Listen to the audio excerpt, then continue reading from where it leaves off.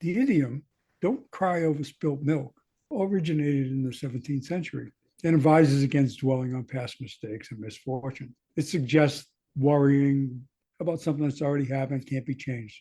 Historians had traced the phrase back to James Howell's 1659 book of Proverbs, where it appeared as no weeping for shed milk. The phrase has evolved over time, but retains its core meaning to encourage people to focus on the present and the future rather than dwelling on the past regrets.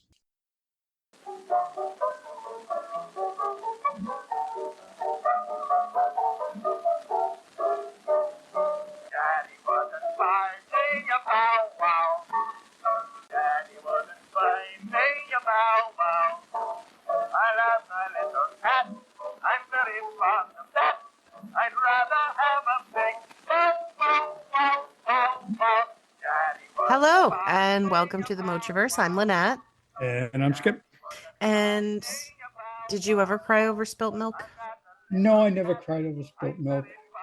I whined about it, but didn't cry over it. I think that's different, but anyway. No, I don't think I cried over a lot of things. I probably did cry over spilt milk at least once or twice. Yeah, it's But sort of funny how, we have these sayings and you immediately know where, what the reference is to, but you don't know where it came from. So it's always interesting to find out the origin of these items. oh This yeah. one wasn't particularly, different, but it was just worthy bringing up. Oh, absolutely. It's always worthy to bring it up. Come on, this is the Mochiverse. Let's, Yep. just bring it all up, Yeah, bring it all up, baby. Bring it all right? up, baby. So listen, I had one to start off with. This is kind of a different thing. Oh yeah. Do you know what valuable commodity gives the United States a legal right to seize territory? Valuable commodity. Is it corn? No, it's bird shit. Yes. Oh, okay. Yes, that makes sense. Because of like guano and stuff like that. Yeah, it Yeah, they could it's take over a territory if there's a lot of birds on it. I feel it's like I've read that somewhere. yeah, and it's like it started in the 1850s.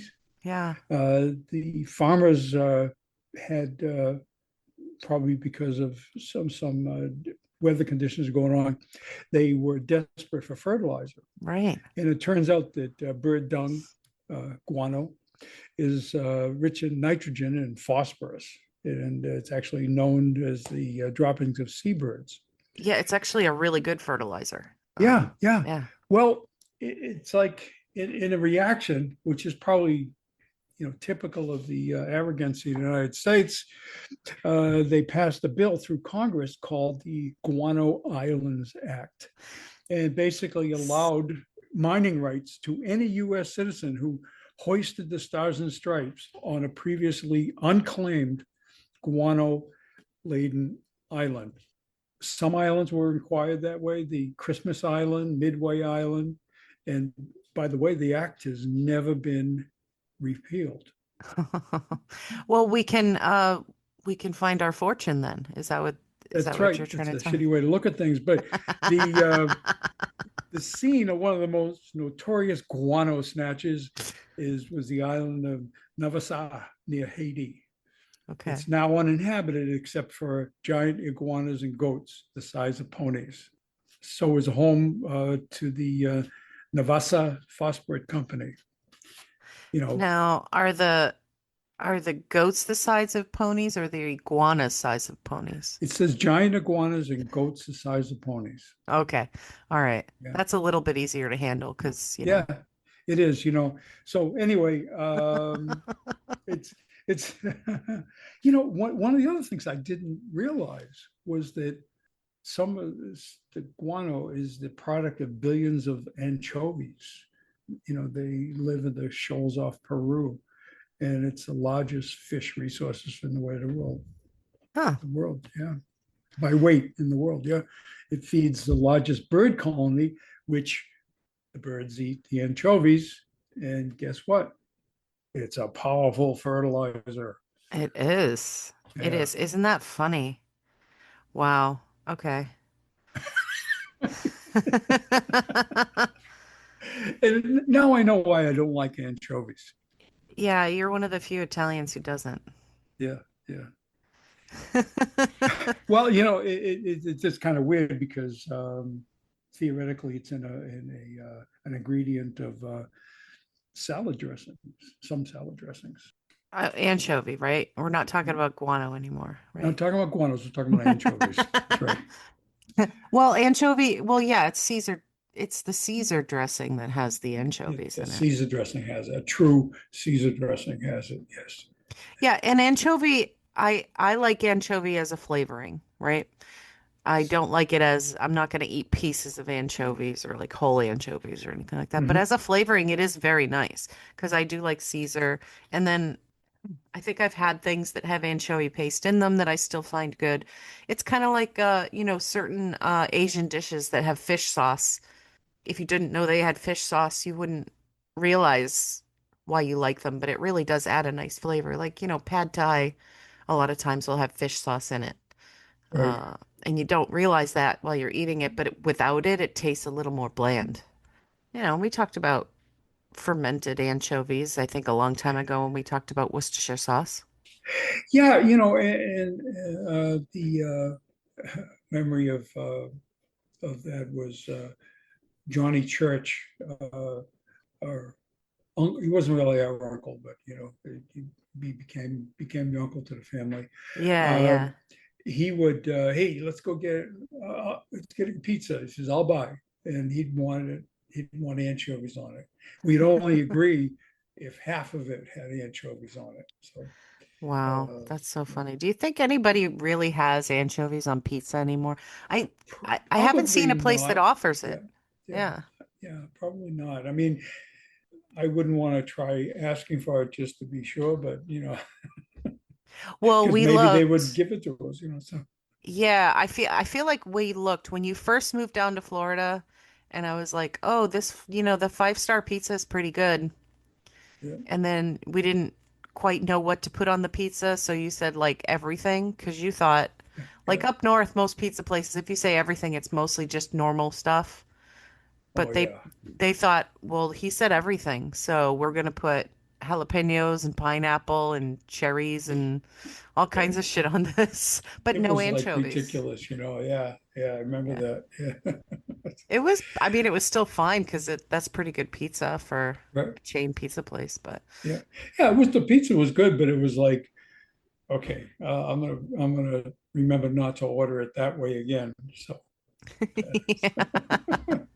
Yeah, and you can't like call a pizza place here and say garbage pizza because they're like, "Excuse me, we make very yeah, good pizza. right, Don't right. call our pizza garbage." It's like I don't understand. I think it's kind of like asking for a coffee regular, uh, and they think Yeah, it's the size. yeah. Now, what do you think of a coffee regular? It's cream and sugar. There you go.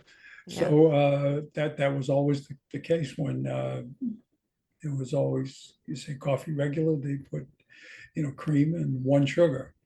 Now nowadays it isn't. I mean, there's so much variety in coffees I consider foo-foo coffees. That I you like the know foo-foo coffees though. yeah, I know a lot of people do. Listen, no knock on them if you like them. I just drink mine black. So Yeah, well now if you come down here, you say regular coffee, I think most of the time they think you mean like medium mhm. Yeah, coffee or something because they yeah, don't know they medium. don't That's know the right. regular Yeah, thing. Yeah. But the yeah. thing I can't stand, now I was never an iced coffee person, but I don't hate iced coffee particularly. Hmm. But what I don't like is, and this used to be a huge problem up north, people who I work with would like come with a Dunkin's iced coffee, Yeah, and it would be like that big, huge 40-ounce cup. And you could already see the inch of sugar sludge at the bottom. right. And then a ton of cream because these coffees were never coffee colored. These were like beige anyway. They were super light. There's so much cream in those. Right. And they'd bring that big thing with all the ice, and then they'd put like just a napkin around it and put it on the counter. And they would drink that for the whole day. And halfway through the day, it would separate. It'd be like nasty looking. They just Mhm. swirl it a little bit, and then keep drinking it. Ugh, I Mm. can't. I No. can't with that. I can't stand it. Yeah. Yeah. But yeah, so that's interesting. I don't know how we've gone from bird shit to coffee, but there you have it. Yeah. So I have some facts about Okay. a certain animal that used to be my favorite, and I still think they're real. Uh, so remember we talked about a couple episodes ago, we talked about groups of animals and what they were called. They had these cool little names for like, murder of crows and things Oh like that. yeah. Yeah. Exactly. Yeah. Hmm. So I don't know if I touched on this that day, but a group of unicorns is called a blessing. Uh, hmm. Yeah. So I've got some unicorn facts here. Okay. So unicorns are actually been depicted for a long time, since ancient times. And not just like, I mean, I think of unicorns going back to medieval times. That's like the first thing I would see, but Yeah. they were across many other cultures and countries. Ancient texts, artworks, they show unicorns in different forms. So some of them look more like goats, and they kind of evolved into more horse-like. Some countries had it looks more like a rhinoceros, Hmm. which would be like, Okay. you could understand if you saw a rhinoceros, you'd be like, yeah, it's a unicorn. So you can see all kinds of texts that depict it over the centuries. And the unicorn symbolizes many things in different cultures. So like the thing we think of as unicorns, they look like that pretty white horse, and it would denote purity Right. in sort of European cultures. There are several myths that a unicorn can only be tamed by a virgin, for instance, which is just like, just leave women out of, why do you have to? I don't know why. I don't know why they have to obsess about women's habits. But anyway, Yeah. um, it also came to symbolize strength or triumph over adversity. This can be seen, like you could see it in like heraldry and crest, and like probably how it ended up in Scotland. And so in Scotland in particular, which I think we mentioned before, has the unicorn as its official animal, which is just a Right. riot. I love Yeah. that because Yeah. it's probably the only country that has a mythical creature for its official animal. Although Wales probably has a dragon, so. Yeah. uh, but the unicorns appear alongside lions, and so the lion is supposed to represent like England, and the unicorn representing Scotland in opposition, right? So in some texts, like the lion is the enemy of the unicorn and that sort of thing. And Scotland's National Unicorn Day, I found out, is April 9th, which is so close. So Yeah. close to my birthday. I'm very disappointed in you guys for not waiting one more day. I have to offer you not waiting one more day. Yeah, come on, let's go. No, I just felt like making an appearance apparently. There you go. So unicorn horns are thought to have magical properties, right? Yeah. So you've probably heard about the poison thing, but they're said to heal wounds and to neutralize poison in any drink. So like there have been kings who had like a little sachet of unicorn horn powder that they would put in their drinks to kind of neutralize any poison that might have been in there. But here's the thing, like you could have this powder, but where did you get it? Because I don't want to be like spoiling everybody's good time, but there's no unicorns. Right? Yeah. Yeah. You know? So where did they get them? Right? Where did they get this powder? And who's fooling all these kings, right? Into buying this powder that's supposedly like unicorn horn so that they can feel confident that their life isn't going to be taken by some enemy, right? Well, they might do it from, the tusks of elephants or something silly like that. That's correct. That's sometimes what they would do. Mhm. Or like rhinoceros. Of Um, course there is. Yes. Um, but and also they used narwhal horns, which is like I can't imagine that's easy to get, but maybe there were Yeah. more narwhals in like Mhm. medieval Europe. I don't know. So are all the depictions of unicorns have that single horn coming out of the forehead? I think most of them do. There were some depictions that look like it had like two, but then of course I don't understand why a historian would call it a unicorn at that point, right? Okay, yeah. And I Yeah. don't know how, like it's usually one horn in the middle of the head, Mhm. but I don't know how it became depicted that it looked more like two horns like twisted together, which is Oh, how I okay. always saw Okay. it. And I don't know if you remember this, but I only went to the circus a couple of times. But I remember, I don't know if it was like the Cole brothers when they came to Salem, but I remember them dragging out some poor animal that they called a unicorn. And it was probably a goat. And I think they had just taken its horns and twisted them Oh, yeah. over time. You know what I mean? Like, you know how Yeah, you could train a they bonsai tree to trained grow it. a Yeah. certain way? Yeah. Yeah. Yeah. They just Great. like, I mean, I can't imagine. Just The they probably, bastards. yeah, they probably put some like cage on its head with Yeah. like some sort of wires. I don't know. Or maybe it was just simpler and they just glued something to it. I don't know. Yeah. Um, Let's take that position, yeah. that just glued something. Even gluing it is kind of mean, but at least they didn't twist it. Right. Oh my goodness. Yeah. Yeah. You know, I do get sad sometimes when I think about circuses and that they're not the same anymore, but Right. I'm glad they don't put the animals in them anymore. Yeah. But yeah, circus, I mean the circus it has a rich history, but it has like a very dark history. One of these days we'll probably talk about circuses and how amazing they were for people, but also how terrible, terrible they were. The Right. kind of things that they started and the kind of things that happened there and all of that business. But yeah, circuses, I don't know. And then the only last thing I had about the unicorns was the song "The Unicorn," which I think I talked about this before. It's usually sung by like an Irish group. I think the Irish Rovers had a hit with it in Yeah. 1968.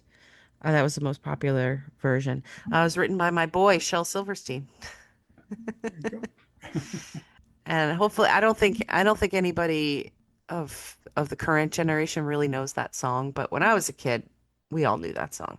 Oh yeah, that was, yeah, It was yeah, just a thing, and it was always on the radio, and it was in the books, and I think it appeared in one of his books as a poem first, and then it was adapted into a song. I have him singing it on a track somewhere, and then the Irish Rovers, and then there was another Irish group that sang that, which I don't remember the name of them, but I should ask my mother because it was her tape that I listened oh, to okay. when I was on a visit. I think it was somewhere. But they also had they had some really funny songs. There was like an Irish band that she liked that had like some really nice regular Irish songs, but it also had some comedy songs. And then Yeah.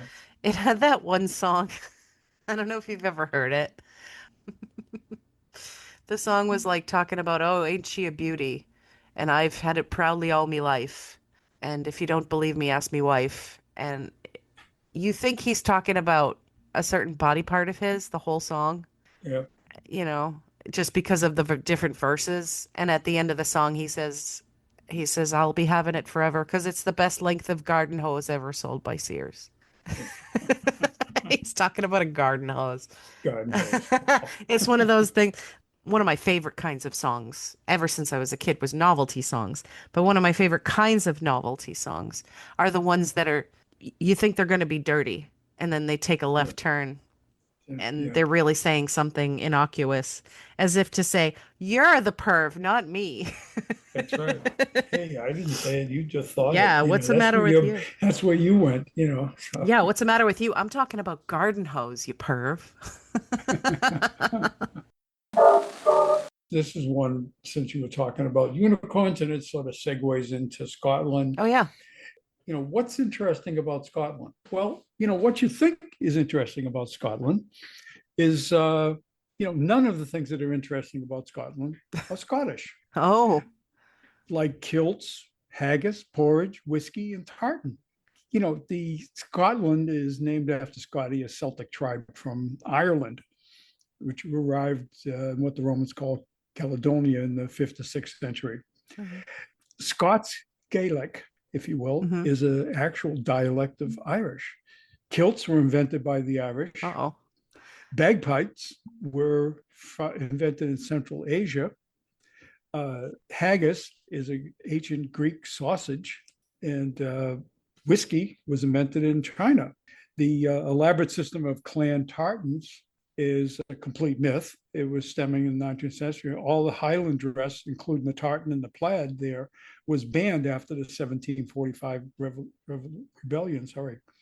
The English garrison regiments started designing their own tartans for the affectation and marked the state visit of King George IV to Edinburgh in 1822. So it's all that we attribute to the Scottish. However, that doesn't mean that the Scottish didn't do anything. Right. The stuff that's interesting about Scotland is they had inventions and discoveries up the, if you will, if you want to say up the wazoo, if you want to say that terminology. Uh, they invented bicycle pedals. Hmm. They invented the breech loading rifle, the cell nucleus, chloroform, cloud chamber, color photography, cornflower, a cure for malaria, the decimal point, Oh. electromagnetism, the Encyclopedia Britannica, fingerprinting, the fountain pen, hypnosis, hypodermic syringes, insulin, kaleidoscope, Kelvin scale, lawnmower, lime cordial, lothograms, lorries, marmalade, motor insurance, the MRI scanner, and I could go on and on and on. The screw propeller, the speedometer, the steam hammer, and the United States Naval University Standard Time was invented by the Scottish. Vacuum flasks, wave-powered electric generators, and wire rope. All those things were invented by the Scottish, but we do not attribute it to them. No, we don't give any credit to the Scottish. And Isn't and that wild? The things that we and here they were attribute to mad at them, us 2 minutes ago because we were telling them they didn't have kilts and stuff. right? So Sorry, Scots. I thought it was so interesting to see this whole list of things that they're responsible for that really isn't what we think they're responsible for. Right. Because the reference, you think of the kilts and the Scottish brogue and all of those things, the bagpipes, all those things that you think are Scottish. Yeah. Oh, that's interesting. Yeah, isn't that kind of cool? I just, it's one of those things when there's more, but it was as I'm looking at this list, I'm saying, oh my God, by the way, typhoid vaccine. I mean, come on, Right. all this stuff. Well, it's true. It's It's true it's that true. you don't know that things come from one place. You think they come from another, but they sure have adopted all of those things. Oh, absolutely. Everything I listed here is adopted and it's worldwide. Yeah. I'm sure that somewhere deep into the documentation, you would find where it was invented and who invented it. And again, it would be a Scottish. So Well, that's anyway, cool. I like that. yeah. Well, and that I think I read this one time, spaghetti Mhm. was actually like Chinese or not Italian. Oh yeah, the Paschetti. I'm sorry. Paschetti is actually from China. It's not Italian. Yeah, yeah, Which I mean yeah. it makes So sense. Noodles are a very Asian thing. I love noodles. But it would make sense that they ended up moving somewhere at some point. yeah, that's one of their staples. Like rice. Mhm.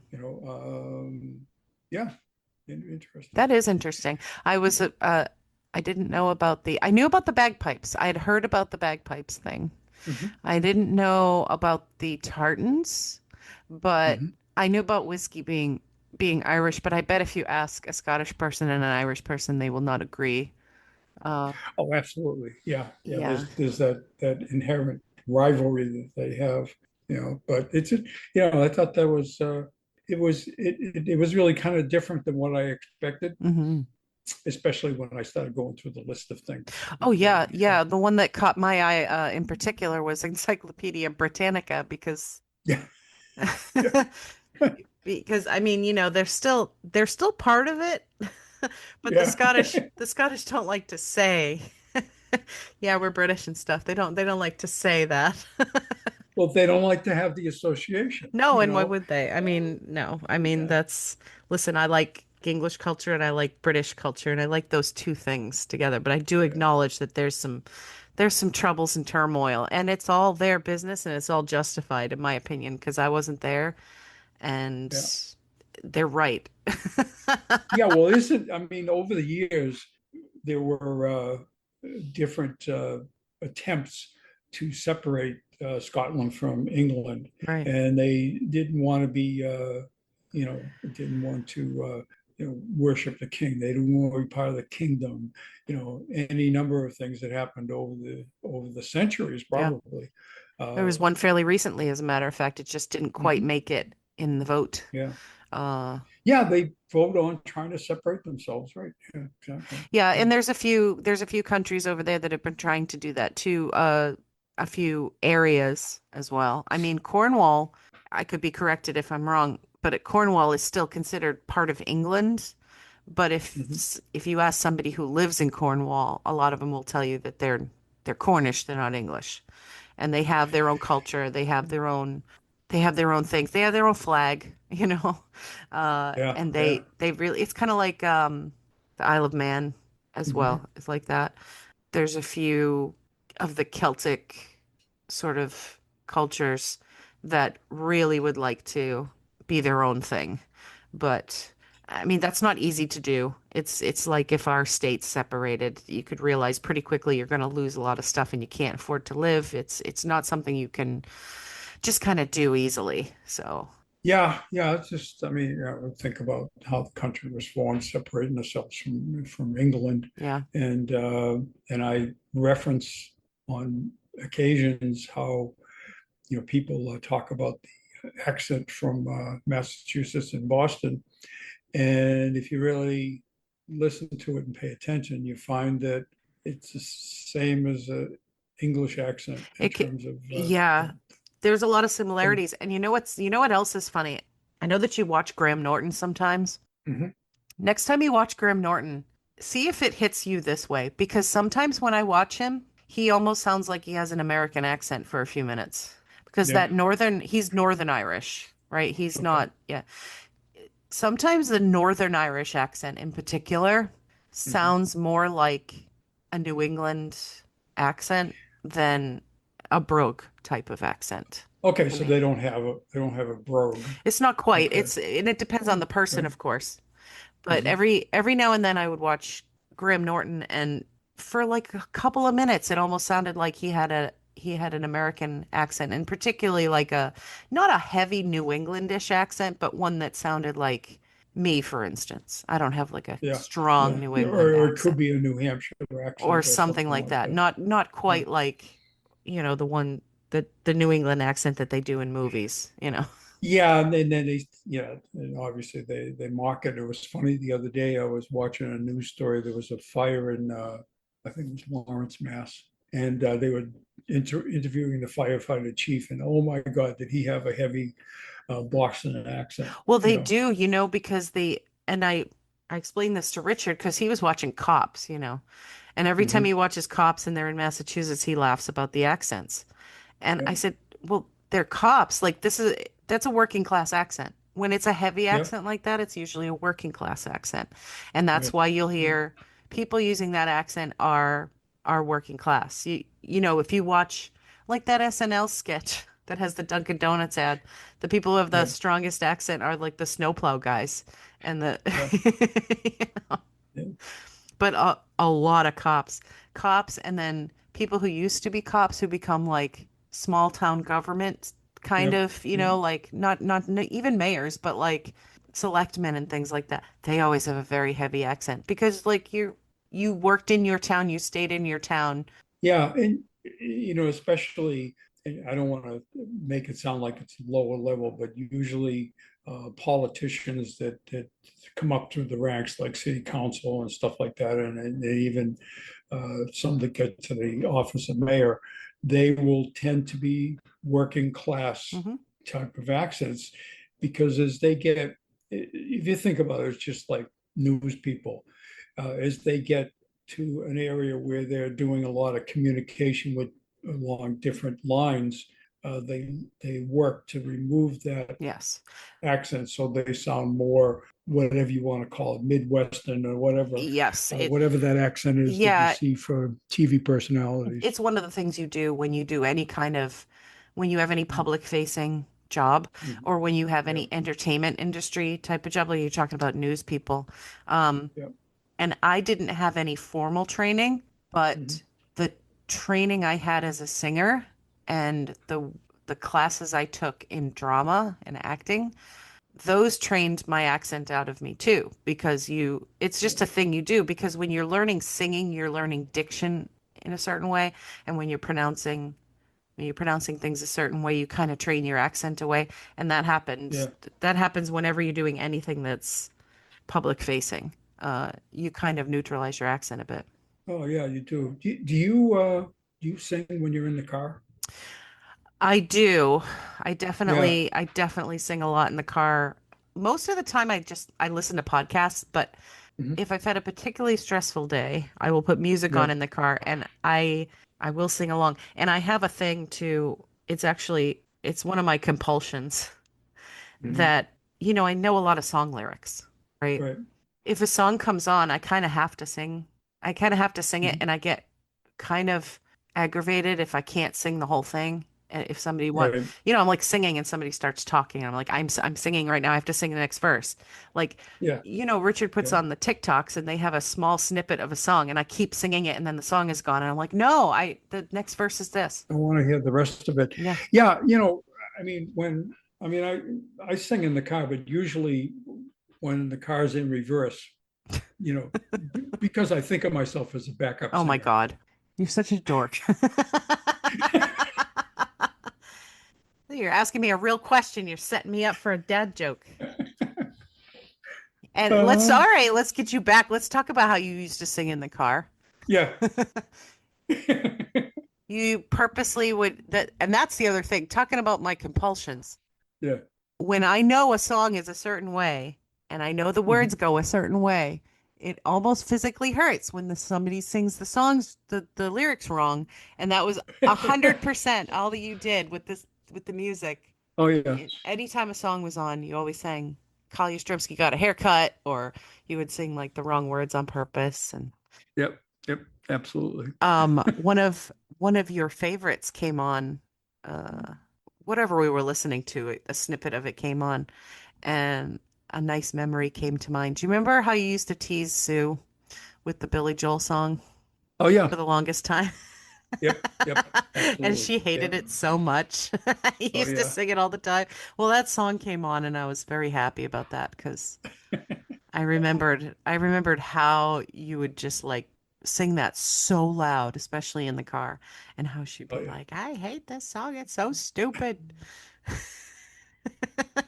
It's a great song. Come on. Yeah, it's sort of funny was like we used to I don't remember all it because I would always do it off the top of my head. There was one that I used to get Jimmy giggling, because I'd sing Alan dropped the bottle on the wall, on the floor, Yeah, I remember that. hallelujah. Yeah, yeah. And Jimmy would just like Oh yeah. crack up, Yep. Yep. And you used to sing just out of nowhere.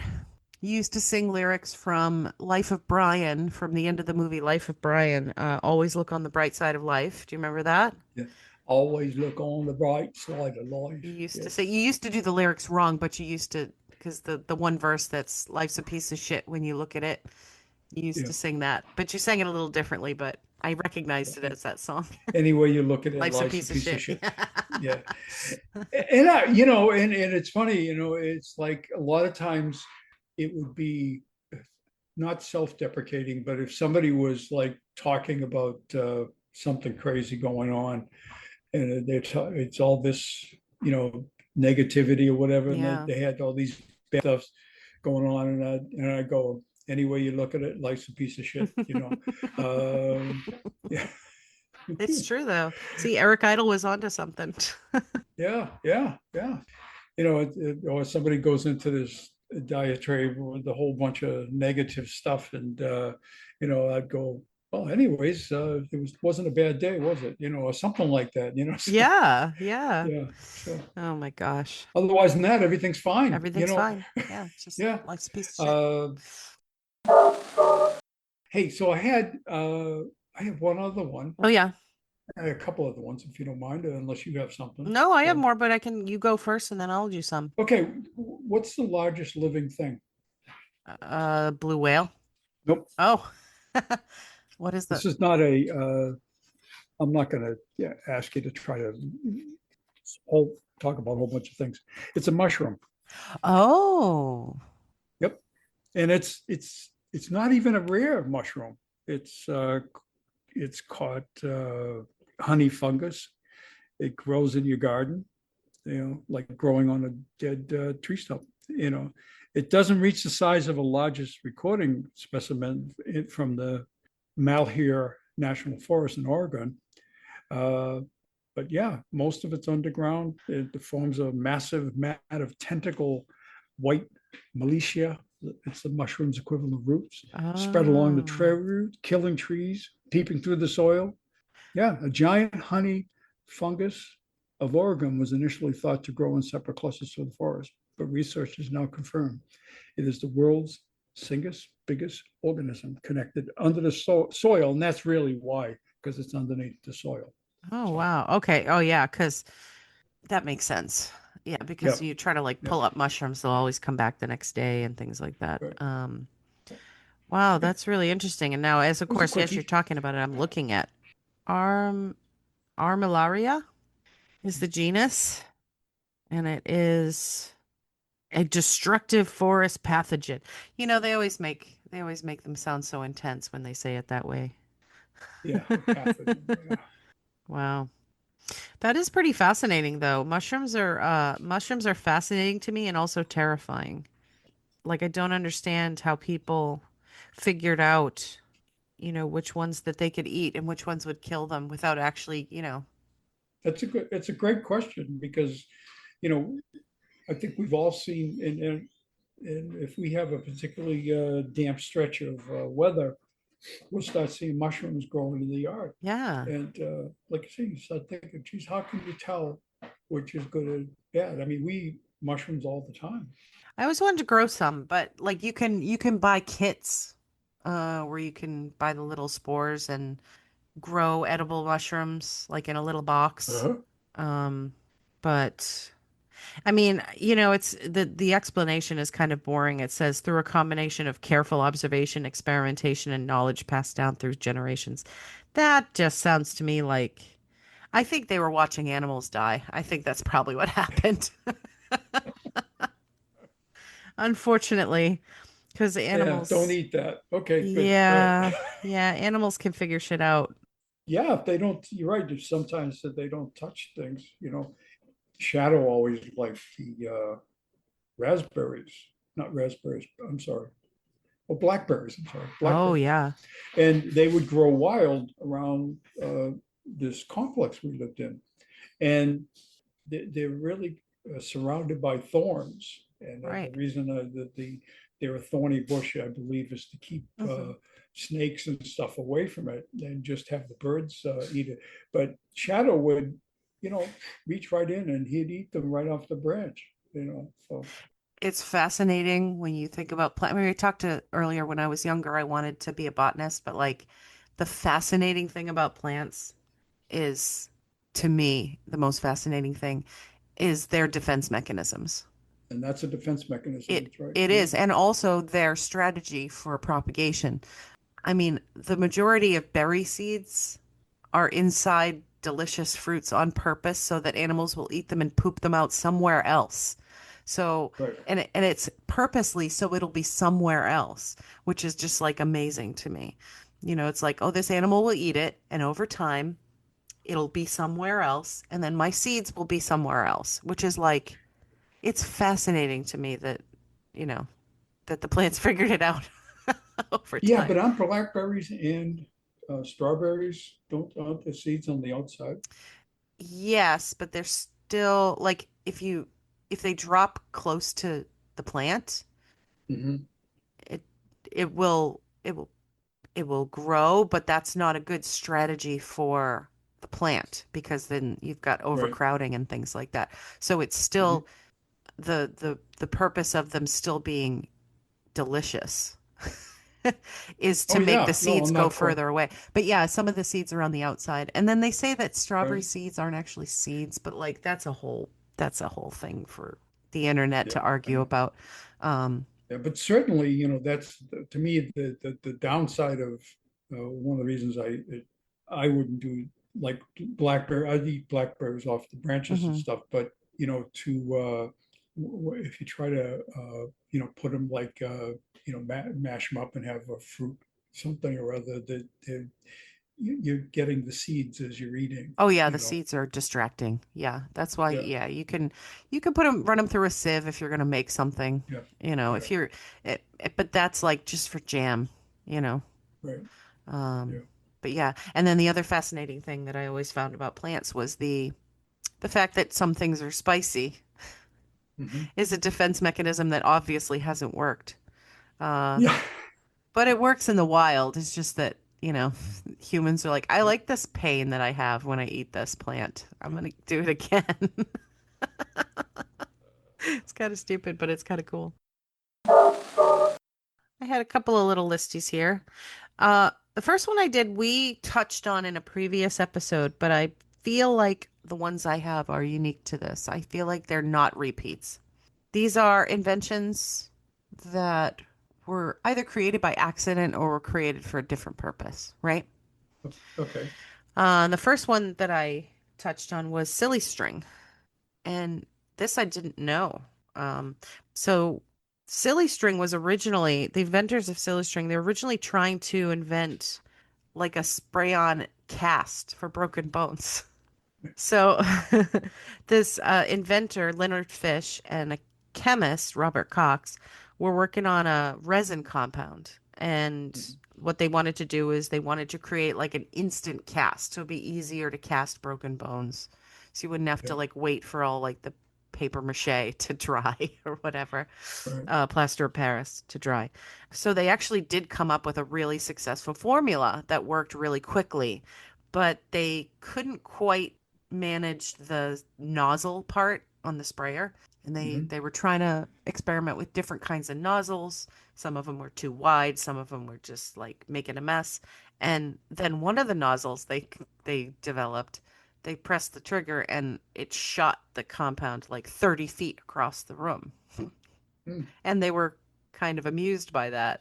And I They started giggling and yeah, and laughing. also pretty sure they started playing with it. Like, they Oh were like yeah, sure. shooting at each Yeah. other and things like that. Because in the article I read, all it says is that, you know, Cox was like, hey, I could see the potential as this as a toy. No, they played with it. They were Yeah, shooting each exactly. other. These two guys were shooting each other in their lab for like 45 minutes and like, this is the best day ever. And Yeah, yeah, they were like, we should probably sell this. That would be really cool. But yeah, they didn't say, I see the potential of this as a toy. right, right. They were literally shooting silly string at each other. So that was fun. And then I'm sure you've heard the story about the slinky. Did you ever hear about that one? Yeah, I did, but I can't remember the details. So, So he was a naval engineer. mhm, His name was Richard James, and he was working on different methods to protect equipment on ships, right? He was using springs to try and develop a stabilizer. right. For the rocking motion, you want to make sure your equipment doesn't bang together and things like that. So he's working with some springs, and one of these classic stories that's probably half made up, he knocked a spring off the shelf and it kind of like walked off the shelf a little bit. Yeah. And so he's like, wow, that's really cool. And he went. Now, some stories will say that he just like tweaked it a bunch and he's like, oh, he used some engineering and he tried to figure out the exact right the exact right proportions to make it do what he really wanted it to do. But one article I read was very funny because he went home to his wife and started talking about it to his wife, and his wife's like, I don't think so. That sounds stupid. And he said, no, I really think if I really work on the individual tension and the individual metals and experiment with different thin thinnesses of the metals and things, I really think I could make this thing walk across the surface. And like his wife is just like, yeah, whatever. Why don't you get a real job and do something useful and stuff like that? Like she was, and I think it was a little bit more like that. I think she was like naysaying him, and he was like, "I'll show her." And he made the Yep. slinky. Yep. He started selling them like on his own for $1 a Mhm. piece, and they weren't really selling. But then he convinced somebody he knew at Gimbel's, the toy store, Mhm. to set up a display. And the display wasn't doing anything at first, but then he said, okay, if you set up like this board, like an angled board, and we'll actually Yep. walk the slinkies down the board and demonstrate it, I really think people will like it. And they finally said okay, and they set up that display. Within 90 minutes, they sold 400 of them. I believe it. Yeah. Yeah. And then the slinky was like famous from It's then like on. he was born. Yeah, yeah. And I had several Slinkies and I had a plastic one later. Um, Yep. because the thing about Slinkies, they were really a lot of fun, but it was very Mhm. easy to break them. It was very easy to warp them the wrong way. Yeah. Yeah. You know, if you just like stretched it just the wrong way, it wouldn't work anymore. Didn't work. You usually end up throwing them at each other and stuff and trying to hurt each Mhm. other, and that was just inevitable. Uh, the next one I think you're probably familiar with, but there's a little twist on it. Toll House cookies, the chocolate chip cookie. I am kind of familiar with it. Yeah. So they're from Massachusetts. It was Whitman, Massachusetts, which do you know where Whitman is? I don't really know exactly. It's, I believe it's, Is it west? I'm going to probably guess wrong, but no, I think it's Western Massachusetts. Yeah, that's the place we don't go to. Mhm. That's right. That's why we don't know where I it don't is. know anything about Western Mass, but it's Yeah. Massachusetts, so I'll claim it. Um, Yeah. yeah, so Ruth Graves Wakefield was a co-owner of the Toll House Inn in Whitman, Massachusetts. And she was famous for like her treats and sweets and things like that. And she was making a batch of her famous butterscotch pecan cookies. And she decided to experiment. And she initially wanted to add like baking chocolate into the Hmm. recipe and make a chocolate version. Like, in other words, like the baking chocolate would melt and it would be Yep. like that. But when she didn't have baking chocolate in the house, so what she had was like Nestle's semi-sweet chocolate bars. So she chopped those up, put them into the mix, and this is where the story changes over time. Initially, when I heard this story over the years, I've heard this many times over the years. Initially, they told that she chopped up the pieces, put them in the batter, and she thought it was all going to melt. And then they didn't melt, and she was like, "Oh, look at that! It made little chips of chocolate, and it's really great, and people Right. liked it." Mhm. Um, it is true that the customers were like, "This is a really cool texture. I like these," and they did become popular. But she said later that it was never an accident. She said later she knew exactly what the chocolate was going to do because she knew her stuff. She knows how to bake. Okay. She knew the chocolate wouldn't melt all the way through and that it would be little pieces of chocolate. And she said, like near the end of her life and stuff, that she didn't really do it by accident. She did it on purpose. So, Okay. yeah, I mean, I You have to really understand. Well, you could figure it out technically and say, okay, what's the melting point of the chocolate? And, where does the dough melt and spread out? right. And if the melting point of the chocolate was higher than when the dough, theoretically, you could say it melted. When the dough spreads out, then yes, you'd say, okay, it's probably true that that the chips wouldn't melt, you And like know. distribute into the dough because the dough is a different texture and things like that. Like you could know that, but Yeah, you could know that, I feel like she was Um, trying to save face later and be like, no, I know what I'm talking about. Like I knew it was going to be like that. I invented a masterpiece, is what she said. Well, the thing of it is that, and I'm not 100% sure of this, but I think milk chocolate has a lower melting temperature than dark chocolate. Probably because Uh, there's more cocoa butter in it. that's right. So I think that if she used dark chocolate, she would probably know that it wouldn't Right. melt at this, early, you know. And it could have been something like it's possible that she did know somewhat because it could have been like if she was an experienced baker, she could have done Yeah, something wrong years ago, thinking she was going to mix some chocolate into a recipe and none of it melted and then she didn't actually keep that recipe at one point. So she could have known. But like yeah. and then you wonder, okay, did you make up the story about the accident because it sounded more interesting at the time? And then later you fessed up and you said, yeah, I knew I was making chocolate chips. I said it was accidental because people like a story about things that are invented by accident. Maybe she did that. Yeah, that would probably be a more likely Like scenario. the penicillin guy. Uh, Apparently, penicillin was yeah. not as accidental as the initial story. Here's the thing. This is just my opinion. Yeah. The thing about uh, cooking, particularly on cakes and cookies, Yeah. that particular confection part of the industry, is that it's more formulaic. Yes. Okay. It's more science Uh, than, yeah. exactly. It's like when I it's like making bread.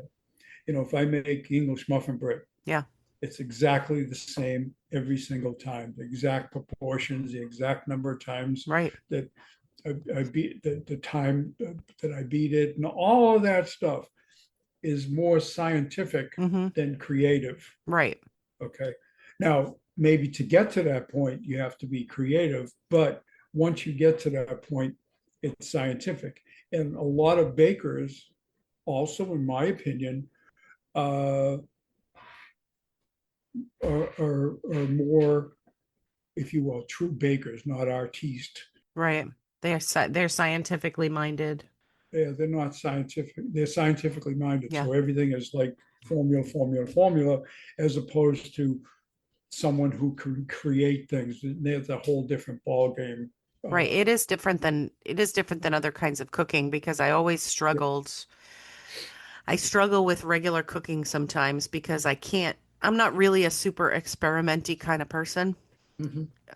So when I think something is going to be good in a recipe, I don't always anticipate the negative things that could happen with it. I'm like, oh, it would be really good if I put this ingredient in, and I don't realize it's not going to like melt right or whatever. But with baking was always more comforting to me because you had strict rules you had to follow, and you Mhm. could have variation, but only in the way of like you can have this with berries or you can have this with chocolate or you can have the different flavors or whatever. Right. Yeah. And that's where your variation is. And Yeah.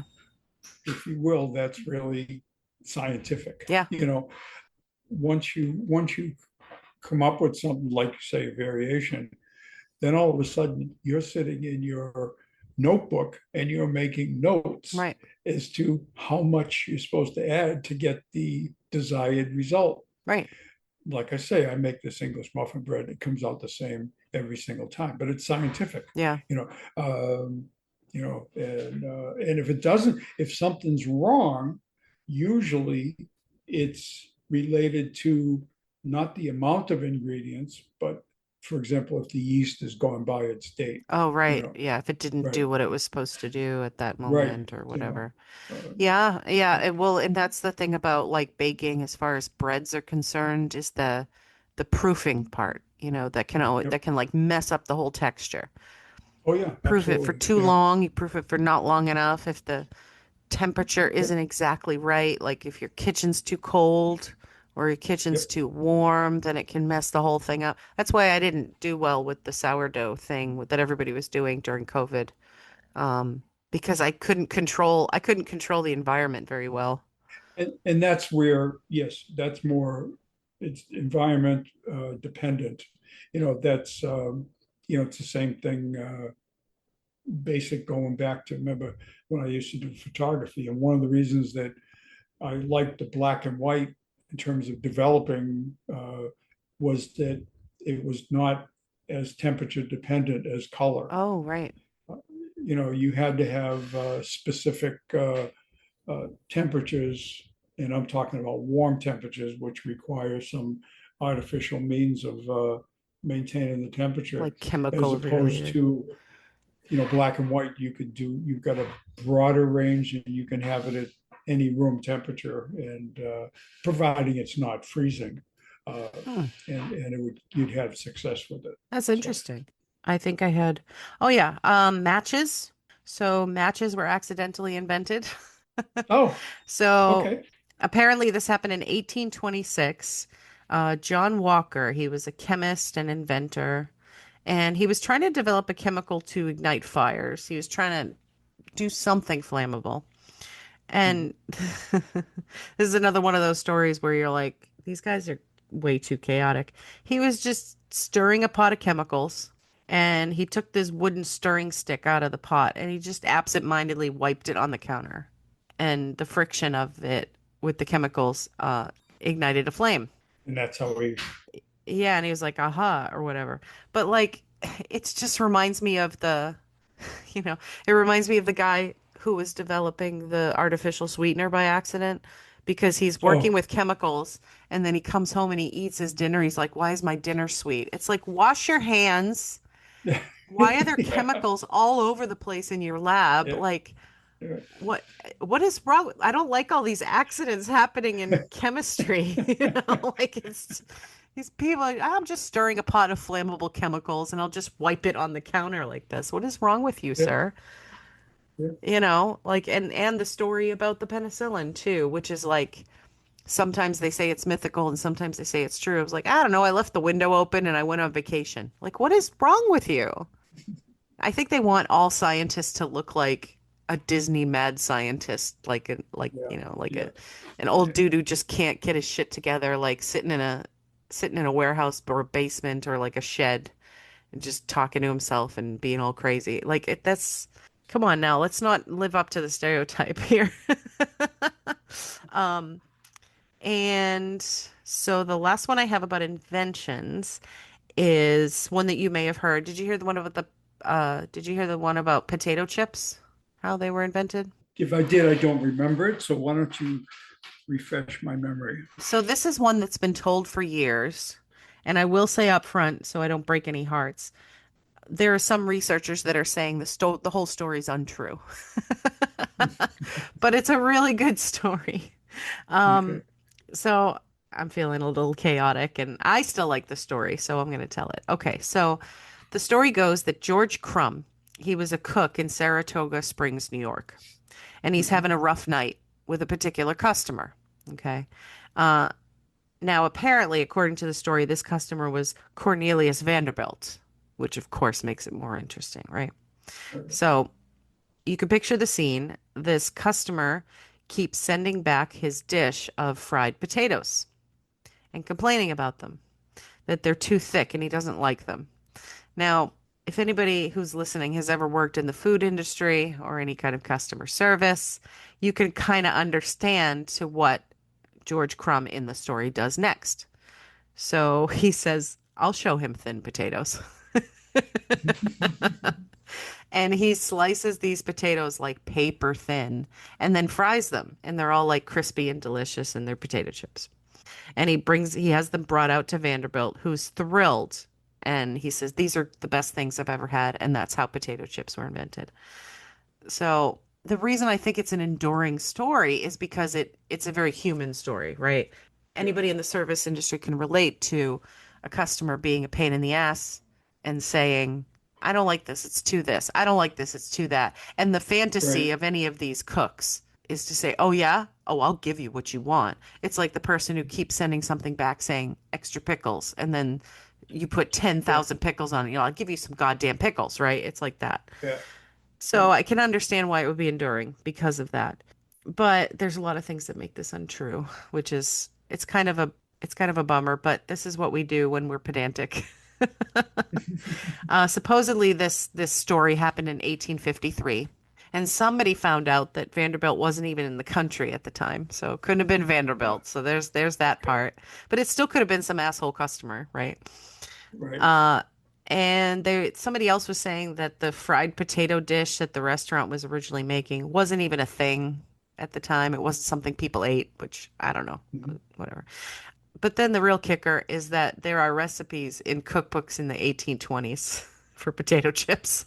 Six, okay, They just yeah, weren't called potato chips, but they were potato chips. So I guess, yeah, yeah, so that's the one that's the part that I have to acknowledge. But right, it's a good okay, story. yeah, that's a good story. But Yeah, yeah, that should be the red flag right there, is that it's actually in a recipe book from way before the story was told. Eh, it still could have happened. I mean, it could have been in a recipe book, but nobody else really knew about them. And that guy could have been pissed off and he could have made potato chips, yeah, good have. but he just wasn't the person to invent them. That's all. And Yep, also, it probably just a cool story he could tell his friends about, how he really got that guy back. I got it back. Yeah, exactly. Yeah, yeah. I did do that once at McDonald's. Somebody was like, I want extra mayonnaise. I want extra mayonnaise. And we kept sending it to him. He's like, kept sending it back. No, it's not enough mayonnaise. I want extra mayonnaise. And we put like just an illegal amount of mayonnaise on this sandwich. And the guy was like, thank you. It was happening. Yeah, I'm like, why didn't you just buy a jar of mayonnaise at the that's store right. And take it with you. Yeah. and just So, dip a burger in it then? Like, what is right, wrong with right. you? Exactly. Exactly. You have to get it from us. I got one more. This is kind of an just a Oh, yeah. odd one, I guess. I'd like to call it an odd one. Whose motto is E pluribus unum? Well, you want me to say it's the US, but it's, Yeah, yeah, E pluribus unum is out of the many, one. right. It's the motto of the Portuguese football club. Ah, Okay. It used to be the national motto of the United States. It refers to the integration of the 13 founding states because it has 13 letters. But it was replaced by In God We Trust. that was Uh, like in the so 40s and 50s, wasn't it? if 56 Yeah, was, and the confusion arises because E pluribus unum is still used in the Great Seal on the ribbon streaming from the eagle's mouth, which appears on the reverse of a dollar bill and on all US coins. right. It's funny, the phrase was originally used to describe an herby cheese spread in the Latin recipe poem called Moritum, which a tribute to Virgil, the poet, described the lunch of simple farmers in which he grinds cheese, garlic, and herbs together into a ball. By the 18th century, it turned around and it became a well-worn phrase meaning unity and friendship. I thought that was sort of an interesting thing that E pluribus It unum, was which about cheese. Yeah. Actually, it is sounds about good. cheese. It's cheesy. Yeah, it's cheesy. It sounds good though. Wouldn't you make that? Take some herbs and Yeah. some Oh, garlic. absolutely. A cheese ball. Yeah. Yeah. I like a Yeah. good cheese ball. Everybody likes a good cheese ball. Not everybody, but a lot of Oh people like yeah, a good people cheese who like cheese like a good cheese ball. ball. Yeah. I often say, like, I get laughed at, but I often say I think we should bring back the spirit of the kind of food we used to eat at parties in the 70s. Like, I don't want the Jello molds to come back or anything, but Yeah. I really miss like fondue and like cheese Oh, yeah. balls and Cheese like balls. all Yeah. the weird dips and stuff, and Yep. Yep. that's Chocolate fountains. chocolate. Well, yeah, chocolate fountains are great unless anybody else touches them but me. I don't want to share chocolate with. Yeah. The only problem with the chocolate fountain, probably why you don't see it anymore, is just what you just said. There's a lot of Yeah. people touching them and they're putting their fingers in them, and Well, it's just it takes asking away for, this. yeah, it's just asking for a little kid to like mess with it in such Oh bad yeah. ways. Blow his, wipe his nose and do Yeah. that. Yeah. And we Okay. learned from Seinfeld that you're not supposed to double dip. Like, we didn't know that That's right. before. No, we didn't know that before. Yeah. Oh my God. Yeah. All right. So I think we've done a few. Is it time? Yep. Sure. Time for dad All jokes. right. Listen, if lightning hits an orchestra, who is more likely to be hit? Ooh. the Oh conductor. my God. That's good. That's good. Yeah, yeah.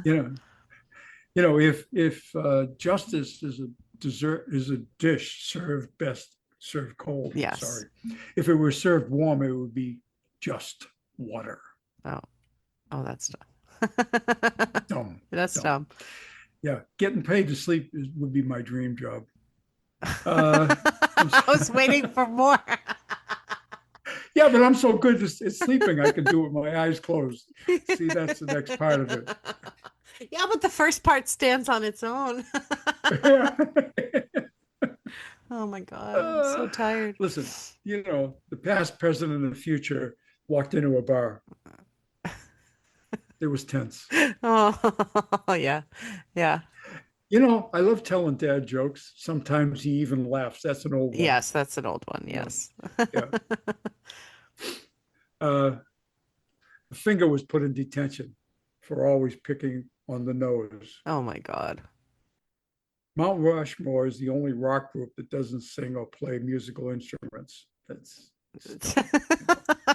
It is a stupid one. What's a lazy kangaroo called? What? A pouch potato. Oh, that's cute. I like that. Yeah. Kangaroos are scary though. Yeah, they can be. They'll fuck Yeah. you up. In a heartbeat. And that's why you can only have kangaroo tail soup. Anyway, because that's the only part you can catch up to. Let's see. Oh my God. What do tacos say in church? What? Let us pray. Oh, that's terrible. Have you ever? But You probably haven't heard it, but there's this song that's going around the internet, and it's called White People Taco Night. And it's this dude just singing like he's gonna have white people taco night, and he's like, I'm getting ground beef from the grocery store and taco shells from the grocery store and shredded cheese from the grocery store. It oh, just makes me laugh every time because I don't know why. I swear I'm not on anything. yes, And I didn't do the there thing. is a cup you got to pee on. There you go. Yeah, and I So, didn't do the thing. So folks, send us an yes, email. do your thing. You forgot. I did. That's why I was surprised. That's why my jokes weren't as good. No, they were wonderful jokes. I forgot to do the thing. So folks, it's all my fault if nobody sends me an email at mocciaverse@gmail.com, MOCCIAVERSE@gmail.com, or goes on to Apple Podcasts and subscribes and gives me a rating. I have noticed that there are people who are listening on Apple Podcasts, but you're not subscribing or giving me a rating. So give me a rating on Apple Podcasts. Make it a 5. Yeah. You love Yeah. me. Yeah. And I guess that's it for us. I guess we'll Okay. see you in a couple of weeks. Bye. Very good. Bye bye. Daddy wasn't fighting a powwow. Daddy wasn't fighting a powwow. I've got a little cat. I'm very fond of that. I'd rather have a pig. Bow wow. Yeah, yeah, they're gonna defend haggis to the very end anyway. They can have it. I mean, they're the only ones who still want to eat that shit. So, besides Germans, I think Germans probably love that. But